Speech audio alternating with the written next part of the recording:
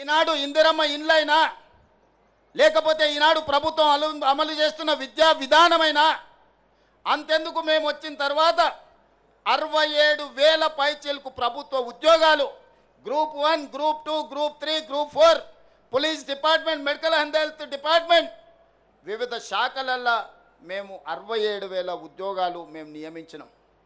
నేను అధికారికంగా ఈరోజు లెక్క చెప్తున్నా. 67,000 ఉద్యోగాలల్లో 87% ఎంత?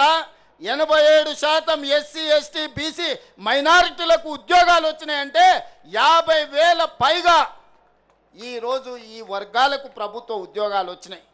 ఇంతకుముందే మా మిత్రుడు లక్ష్మణ్ చెప్పాడు, గ్రూప్ 1 రిజల్ట్లో మా పిల్లలకు చాలా ఉద్యోగాలు వచ్చినాయి. ఈరోజు రాజీవ్ గాంధీ సివిల్స్ కోసం ఈరోజు పరీక్షలు రాస్తున్న పిల్లలకు మనం ఆర్థిక సహాయాన్ని సింగరేణి నుంచి అందిస్తే ఈరోజు ఈ ఎస్సీ, ఎస్టీల పిల్లలు అత్యధికంగా ఐఏఎస్లలో ఈరోజు సెలెక్ట్ అయినరు.